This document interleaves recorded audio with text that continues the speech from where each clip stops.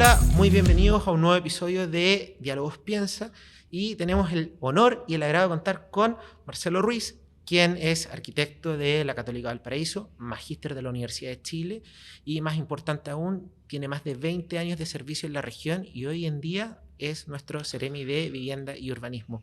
Marcelo, ¿cómo estás? Un gusto tenerte acá. Hola, ¿cómo estás, Ignacio? Muchas gracias por la invitación. Para mí también es un gusto estar acá. Oye, muchas gracias por estar acá y partamos con algo un poco más general, pero cuando uno habla de la región de Valparaíso, uno habla de problemas de vivienda, campamentos, planificación urbana, incendios, hay una serie de cosas y por lo tanto me gustaría partir con dos grandes preguntas, que primero es, ¿cuál es el diagnóstico que estás viendo en la región? Y también, ¿qué es lo que te motivó después de 20 años trabajando en distintos cargos en la región a tomar este desafío? Bueno, voy a partir por la segunda pregunta.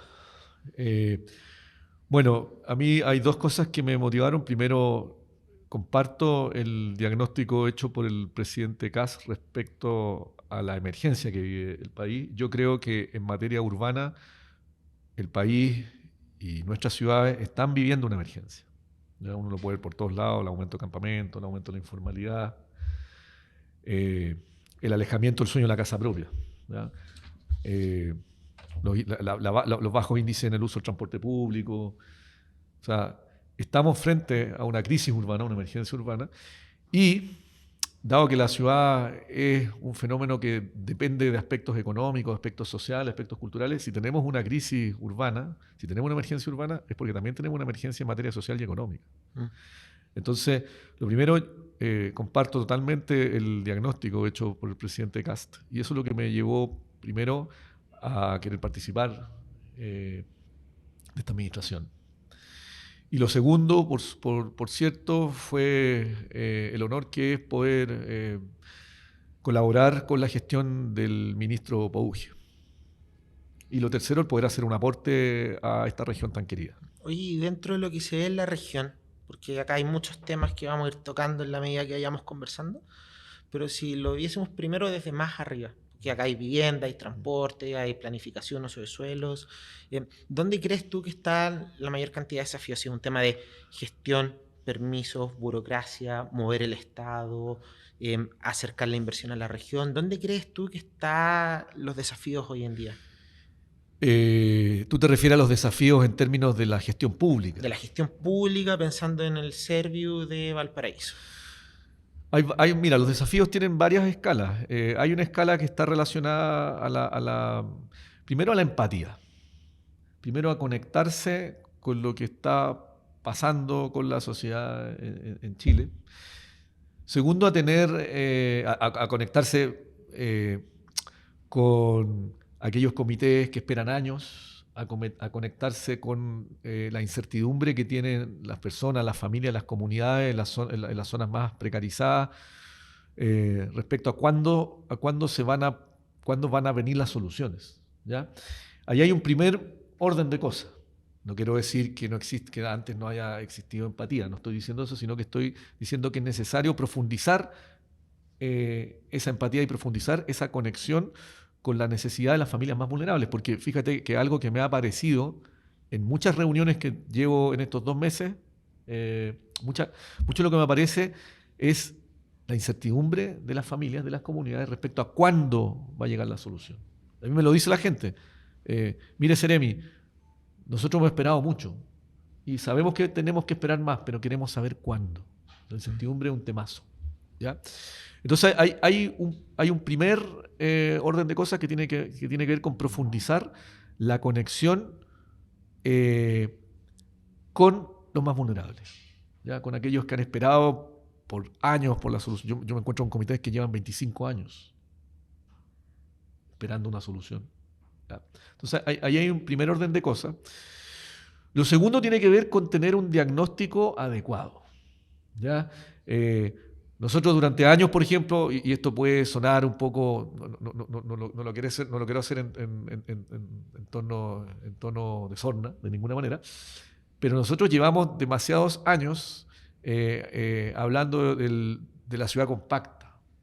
Y lo que tenemos hoy en día en la región es la explosión de un nuevo ciclo de expansión urbana, Pero a diferencia del ciclo de expansión urbana que hubo en los 90, que fue un ciclo de la mano del crecimiento económico, este es un ciclo de expansión urbana de la mano del estancamiento económico y por tanto es un ciclo acompañado por precariedad e informalidad, ¿ya?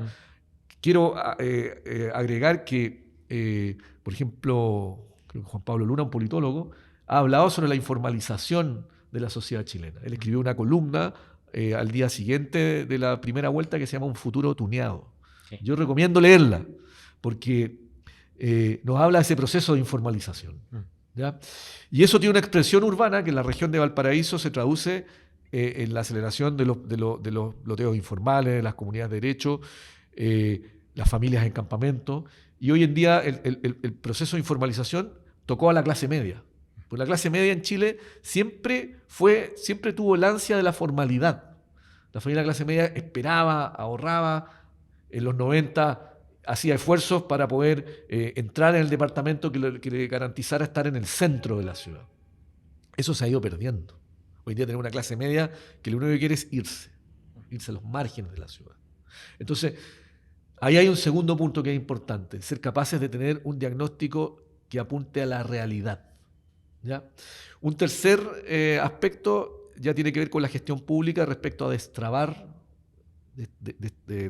conflictos, destrabar nudos críticos, ser capaces de levantar problemas que están obstaculizando, por ejemplo, proyectos de vivienda social. Entonces ahí hay otro foco importante y el Estado tiene las atribuciones para hacerlo, ¿ya? No todo es un asunto de voluntad, pero una parte importante sí es un asunto de voluntad porque el Estado tiene herramientas justamente para destrabar proyectos que son hoy en día críticos. Y por supuesto, una cuarta parte del problema tiene que ver con ser capaces de focalizarnos en aquello que nos convoca, que es la ciudad. La ciudad está más allá de los legítimos, digamos, conflictos políticos, pero la ciudad está mucho más allá de eso. Los problemas que hoy en día tienen las personas en sus barrios, los problemas de acceso a la vivienda que tienen, por ejemplo, comunidades que llevan 25 años esperando, deberían estar mucho más allá de los legítimos desacuerdos políticos. Pero, entonces, es importante que para que nuestras ciudades acá en la región avancen, es que los tomadores de decisiones puedan focalizarse en aquello que nos debería convocar, que es el espacio urbano como síntesis de las relaciones humanas. Perfecto. Oye, y dentro de todas estas dimensiones, bueno, se abren muchas preguntas en torno a lo que estás diciendo, pero vámonos a algo que creo que lo que nos está viendo la gente ahora y que es lo más apremiante es el acceso a la vivienda. Nosotros hicimos un estudio el año pasado donde básicamente veíamos que desarrollar proyectos de vivienda social en Valparaíso y Viña del Mar, comunas, es cada vez más difícil y si con suerte nos podemos ir a Villa Alemana y Quilpué hay un conjunto de proyectos y ya después de eso en la región se empieza a extender, que es donde no están los centros de trabajo. Entonces la pregunta es, bueno, ¿cómo logramos que las políticas de vivienda lleguen a donde está el trabajo y donde está concentrada la población? ¿Qué están viendo en esa dimensión ustedes? Bueno, primero que todo es buena la pregunta y tiene varias derivadas. Mira, cuando sale la encuesta del destino 2014 aparece un hecho que es bastante importante. La encuesta de origen-destino es como el censo de los viajes, ya tú bien lo sabes. Y la anterior era de 1998. Y lo primero que muestra es el crecimiento del uso del automóvil versus la caída del transporte público, ¿ya? Y eso tiene que ver con las sociedades que se van desarrollando, ¿ya? Que la gente migra hacia aquellos elementos que le proveen mayor bienestar, al menos individual. Pero lo segundo que aparece es que los viajes se duplican, pero no se había duplicado la población. Y nosotros nos preguntamos eso en la Comisión Pro Movilidad que en ese minuto dirigía Germán Correa, ¿ya? Acá en la región. Yo era miembro de esa comisión. Entonces nos preguntamos, ¿qué está pasando? Si crecieron los viajes, de hecho crecieron al doble los viajes, pero la población del Gran Valparaíso no creció al doble. ¿Por qué hay más viajes? Y lo que nos termina apareciendo es que las personas se están moviendo más. ¿Y por qué se mueven más? Porque la estructura económica, la estructura laboral, la base laboral de la región cambió. Esta fue una región industrial, se transformó en una región de servicios, el área metropolitana de Valparaíso se tercerizó el empleo y eso hace que la gente se mueva más. Piensa tú la gente que trabaja en Uber, o la gente que vende seguros, o los profesores que trabajan en distintas universidades. 3 ejemplos. Entonces, la idea de que tenemos un solo gran centro, que sería una idea atractiva, hoy en día está cambiando. La tecnología de la información está modificando la idea de lo que es la centralidad en la ciudad, y eso no lo vemos. Esta idea tradicional de la teoría urbana, en donde hay un gran centro, no siempre va a ser así. Es una buena abstracción. Es una buena abstracción. Entonces, un aspecto relevante, si bien yo creo que hay que apoyar el levantamiento de los centros, todavía el plan de Valparaíso atrae una buena cantidad de viajes que se explican en la actividad laboral. También el centro de Viña del Mar hoy en día es un área de atracción de viaje importante por destino laboral, y por tanto siempre hay que promover políticas de vivienda que acerquen a la gente a los centros, y estoy de acuerdo con eso. Sin embargo, también hay que potenciar los subcentros de barrio. ¿Ya? Que también yo lo que estoy diciendo no es nada nuevo, si esto se viene conversando hace un montón de tiempo. ¿Ya? Tenemos que ser capaces de fortalecer aquellos barrios en donde también uno esté detectando migraciones de población, de oferta de vivienda masiva. Pero mira, que es muy interesante, porque otro aspecto que aparece en la encuesta Origen-Destino es el crecimiento de los viajes a lugares que antes no tenían viajes. Y en el caso del Gran Valparaíso, uno de los lugares que aparece con un enorme crecimiento relativo en términos de nuevos viajes, y esto ya está en el 2014, es Curauma. Por toda la zona industrial. Entonces, Curauma en sí es un polo laboral. No solo es un polo de vivienda, sino que es un polo laboral. La calle Marga Marga en Quilpué también es un polo laboral.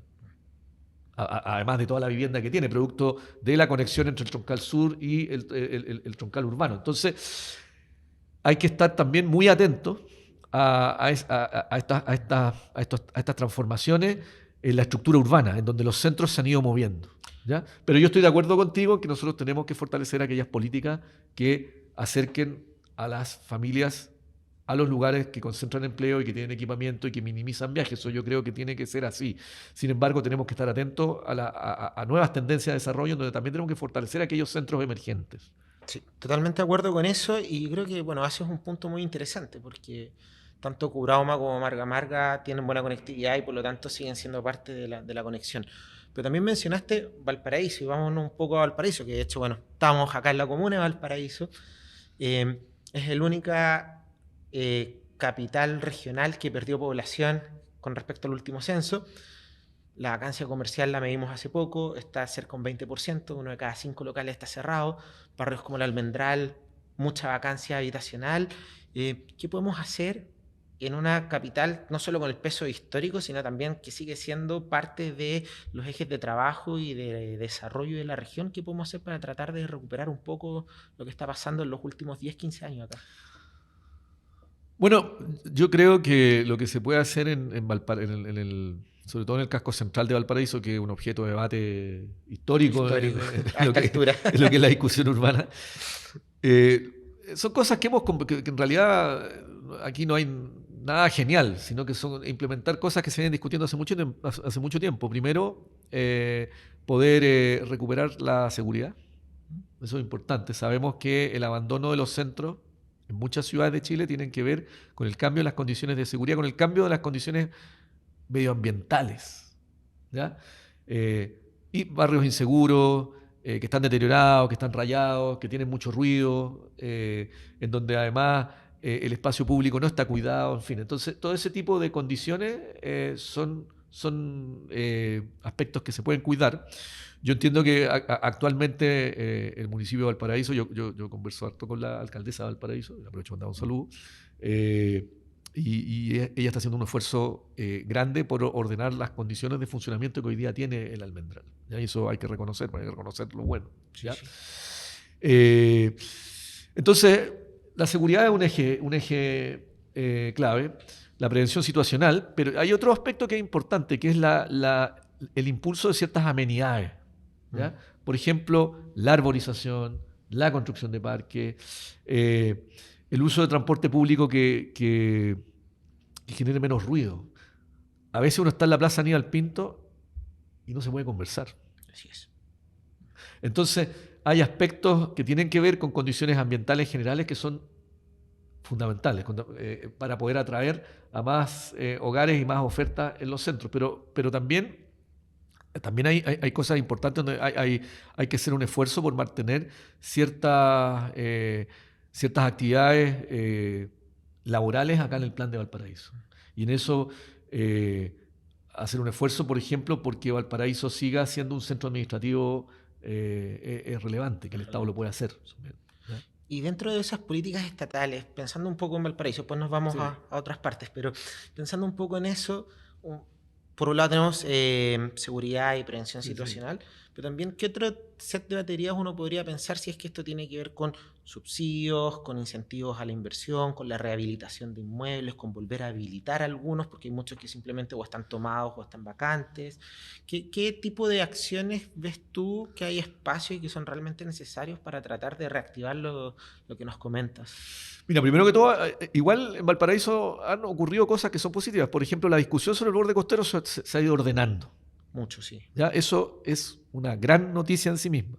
Yo hace mucho tiempo atrás fui un detractor de algunos proyectos, pero lo que yo observo, habiendo pasado el tiempo, es que hoy en día la discusión se ha ido ordenando y hoy en día hay un acuerdo respecto al uso del borde costero, portuario, turístico, espacio público, y el borde costero sigue siendo uno de los motores de Valparaíso. Entonces, ese ordenamiento permite tomar decisiones. Por ejemplo, nosotros vamos a inaugurar este año Parque Barón, ¿ya? Que va a colocar una importante oferta de área verde frente al mar. Va a ser un lujo. Es un lujo. Es un esfuerzo, digamos, de política de Estado, del Estado de Chile a través de distintos gobiernos que lo van impulsando. Y es un lujo para Valparaíso. Estamos conversando también con la empresa Ferrocarriles para ver los atraviesos, estamos coordinados con la empresa portuaria, y eso sin duda que va a activar demanda en el Almendral. De hecho ya la está activando, ya hay proyectos, ¿ya? Eso inmediatamente trae a colación la conversación que hay para poder modificar ciertas condiciones en el Almendral. Por supuesto, esto depende del municipio de Valparaíso, ellos son quienes tienen la potestad de planificación de la comuna, ¿ya? Pero sin duda la activación del espacio público y de la oferta de área verde, la oferta de parque en el borde costero y el ordenamiento, el funcionamiento del borde costero moviliza inversión en las áreas aledañas. ¿Ya? Y eso abre un espacio para poder conversar otro tipo de medidas, como por ejemplo una modificación al plan regulador que permita poder adaptarse a las demandas que tiene el mercado de la vivienda, ¿ya? Pero otro aspecto importante, por ejemplo, es que el proyecto Barón se conecta con otro proyecto que está hoy en día en estudio, que es el teleférico hacia Curauma. Entonces, eso también es relevante. Uno también podría pensar en ordenar los recorridos de los troles. Uno podría tener esto pensando en voz alta, pero uno podría tener la idea de ordenar el recorrido de los troles para que ciertas vías sean ocupadas por los troles. Por supuesto que esto es una política que no depende del Ministerio de Viviendas, son ideas que se han discutido en Valparaíso, y asociar un sistema de espacios públicos al recorrido de los troles que son más silenciosos, ¿ya? Pero hay cosas que se pueden conversar y que de alguna forma han estado existiendo. De alguna manera la gestión también del ministerio tiene que ver con poder reactivar esa gestión en esa conversación, ¿ya? Y bueno, tú también, que ahora estás hablando de planificación urbana, hace pocos meses se aprobó la informalmente conocida Ley de Planificación Urbana, que también le da potestades a Servio y a los gobiernos regionales para poder también hacer planificación que complemente la planificación comunal en zonas de interés metropolitano. Que si nos pudieras contar un poco en qué están en eso, porque hay una discusión no solo en Valparaíso, sino también con el Plan Metropolitano de Valparaíso, extensiones de suelo. ¿Hacia dónde nos estamos dirigiendo en esas líneas? Mira, es importante el punto porque el Estado de Chile en los últimos 15 años ha hecho un esfuerzo grande por modificar la Ley General de Urbanismo y Construcción, y eso ha ocurrido. La ley de aporte, la ley de transparencia en mercado de suelo, la ley de integración social, después la misma ley que tiende a integrar los procesos de planificación, la que tú acabas de señalar, y hoy en día el Estado tiene muchas más herramientas, ¿ya? Y por otro lado tiene elementos que garantizan la adecuada participación y que garantizan también la presencia de consideraciones ambientales. Entonces yo creo que estamos en un muy buen pie en materia instrumental. ¿Ya? Eso es lo primero. Hace 15 años atrás la discusión era otra. Es que hay que modificar la Ley General de Urbanismo y Construcción, y uno se imaginaba lo que era modificar eso en el Congreso, y era como mover un transatlántico. ¿Ya? Y no se podían hacer muchas cosas. Bueno, pasaron 15 años y resulta que la ley ha sido modificada, y hoy en día contamos con una caja de herramientas que podría ser mejor, pero que es bastante importante. Dicho eso, la región hoy en día está haciendo una apuesta muy importante para, a través de las modificaciones al plan metropolitano y sus satélites, la región está haciendo un esfuerzo por poder expandir las potestades regulatorias que tienen los instrumentos metropolitanos, en aras de focalizarnos, por ejemplo, en los temas ambientales, sobre todo ligados a los incendios, ¿ya? También poder establecer una conversación respecto a polos productivos relevantes, por ejemplo, Quintero Puchuncaví, por ejemplo, lo que es San Antonio, ¿ya? Porque eso es súper importante. Tercero, hay una modificación respecto a la vialidad metropolitana que también actualiza los procesos de desarrollo de Gran Valparaíso. Tenemos una modificación que apunta justamente a las áreas rurales y a la interfaz rural para poder regular aquellas zonas que pueden tener impacto frente a los eventos de los incendios. Entonces, hoy en día tenemos una región que paradojalmente va a quedar mucho más planificada de aquí a 5 años más, ¿ya? Ahora, todos esos instrumentos tienen que ser revisados por las instituciones democráticas, políticas correspondientes para que sean discutidos, porque son instrumentos que van a redefinir de alguna manera el curso del crecimiento de la región, ¿ya? Y ahora que tú mencionas planificación de incendios, sí, dale irnos a lo que está sucediendo en el Olivar, así que sí. primero que todo, si nos pudieses hacer una actualización de qué está sucediendo en eso, en las dos dimensiones, tanto en lo que es la planificación de las zonas de la interfaz urbano-rural, porque de una u otra forma, lamentablemente, tenemos que convivir con los incendios en la región, pero también con la reconstrucción. ¿En qué estamos ahí? Mira, previo a eso, voy a ir a eso, pero quería retomar, porque tú me hiciste una pregunta al principio respecto a los principales desafíos de la región, y aprovechando el tema del olivar voy a conectar con eso. Mira, dentro de las prioridades ministeriales para la región está la reconstrucción, por cierto.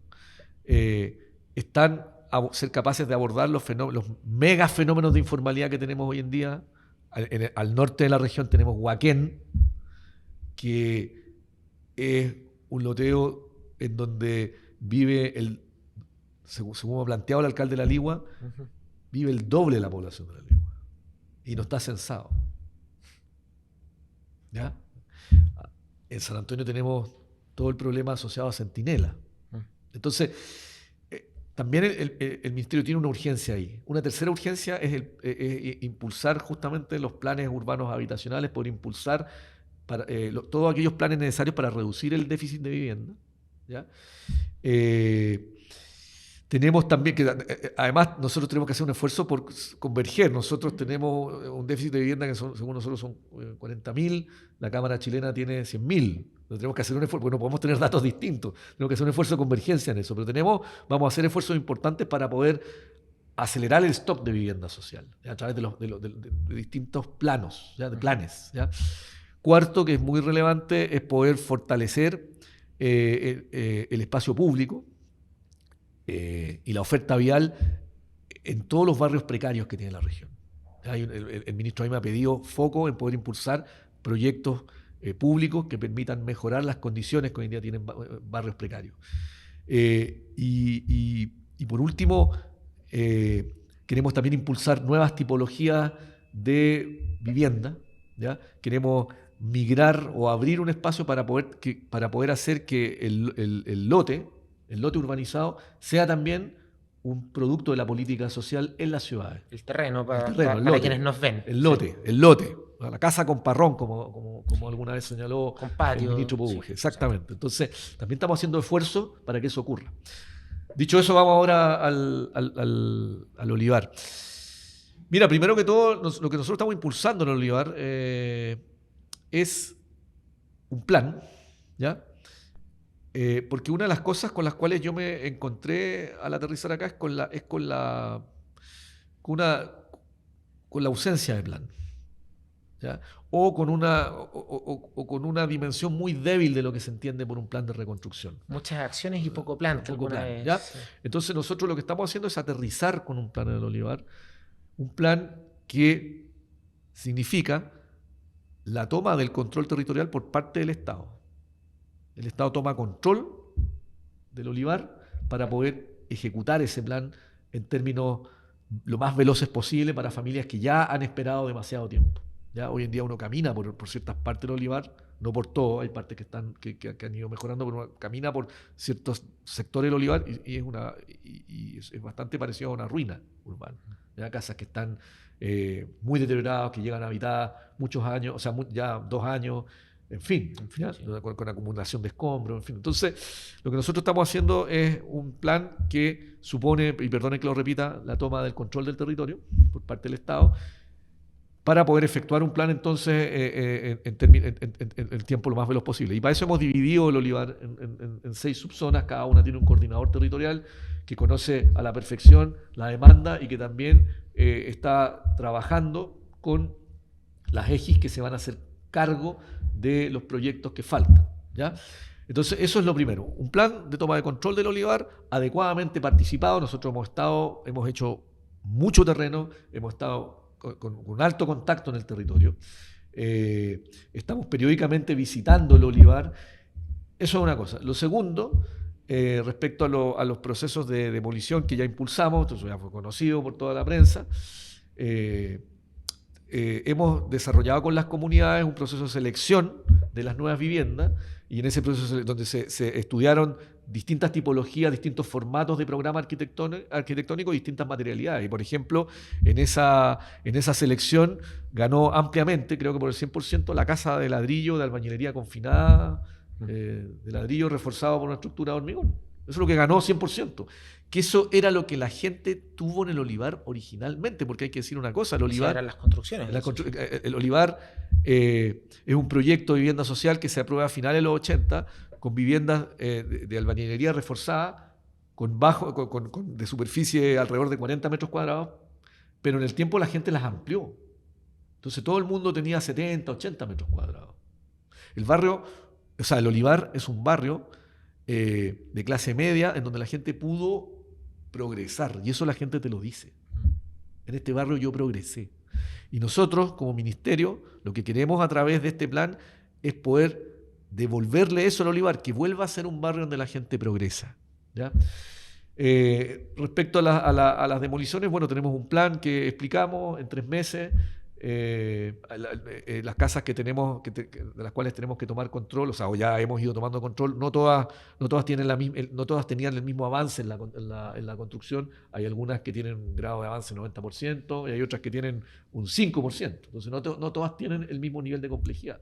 Por eso es que podemos plantearlo en 3 meses. No es que tengamos que demoler en efecto 170 casas en 3 meses, sino que hay algunas que tienen un grado de avance más cercano al 90% y otras que están en un nivel muy primario de inicio de obra, ¿ya? Y dentro de lo que tú nos estás hablando, yo creo que hay 3 pilares que no necesariamente van de la mano, pero que es el desafío de política pública, que básicamente es ordenar progreso con el sentido de urgencia, Sí. sobre todo la urgencia que se está viendo en el Olivar, pero también con un estándar técnico. ¿Cómo ordenamos ese puzzle? ¿Qué es lo que estamos haciendo?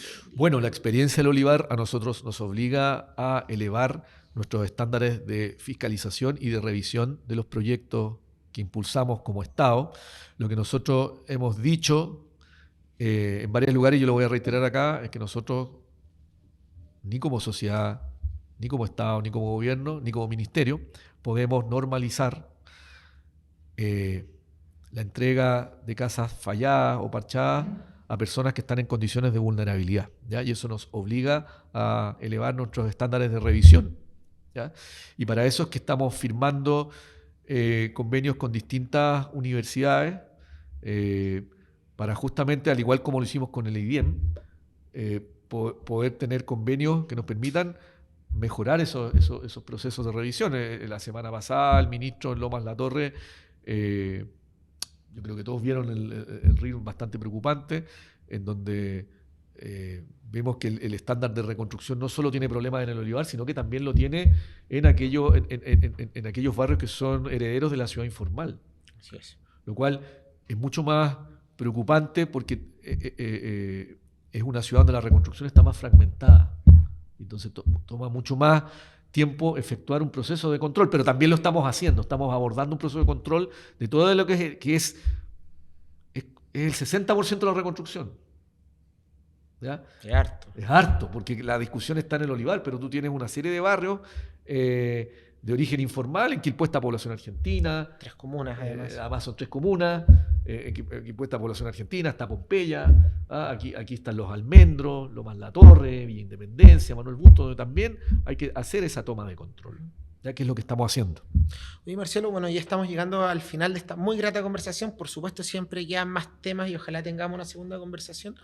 Pero una última pregunta es que, dados todos los desafíos que estamos hablando, ¿qué cosas deberíamos empezar a hacer o tomar con mayor consideración para que de aquí a 10 años más no estemos repitiendo las mismas historias de abandono de Valparaíso, problemas de incendio, reconstrucciones lentas? ¿Cuáles crees tú que son los cuellos de botella que de una u otra forma van a ser el legado que ustedes quieren dejar para que esto no suceda?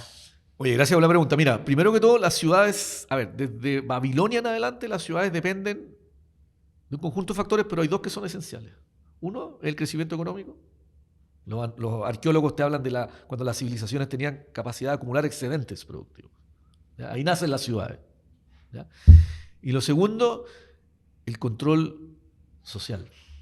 Esos son 2 aspectos fundamentales. Si como país logramos, así en términos de condiciones estructurales, si nosotros logramos recuperar la senda del crecimiento y la capacidad de tener orden público, el control del espacio público, en términos democráticos, por cierto, estamos hablando de una sociedad liberal. Como las ciudades son reflejos de esas 2 cosas, nuestras ciudades van a mejorar. Si es que eso ocurre y eso es estructural. ¿Ya? Y en eso el gobierno está focalizado, como todo el mundo lo sabe. Pero segundo, a nivel ministerial, lo que nosotros tenemos que hacer es un proceso de planificación que se base en entregar obras concretas. Tenemos que poner todos los esfuerzos del Estado en poder colocar en estos 4 años la capacidad de acelerar la capacidad de concretar obras que cambien la realidad material de los barrios. Lamentablemente en Chile, y el mismo ministro lo ha explicado muchas veces, uno de los efectos más perversos de la segregación urbana es que aleja las prioridades, aleja a las élites del resto de la sociedad, y por tanto las prioridades de las élites están acá y el resto de la sociedad está acá. Y lo que nosotros tenemos que hacer es una planificación focalizada en lo que la mayoría de la sociedad requiere, y la mayoría de la sociedad requiere que se le concreten proyectos. Entonces nosotros lo que vamos a hacer, básicamente, es poder acelerar la capacidad de concreción de proyectos del Estado. Ahí donde falta la calle, poner la calle. Donde falta el espacio público, poner el espacio público. Donde falta la sede social, poner la sede social. Una planificación al servicio de las personas. Planificación de obras concretas. Y al servicio de las personas. Y al servicio de las personas que cambien la realidad material de los barrios. Eso es lo que nos vamos a focalizar. Marcelo Ruiz, arquitecto, Seremi Vivienda, muchas gracias por la conversación. Te deseamos el mejor del éxito en lo que queda de gobierno. Muchas gracias por esto. Muchas gracias, Ignacio, y muchas gracias a Piensa. Muchas gracias, y bueno, a quienes nos están escuchando los dejamos invitados a ver otros diálogos que pueden ver en la página web de fundacionpiensa.cl y también en nuestro canal de YouTube. Nos vemos en otro episodio. Muchas gracias.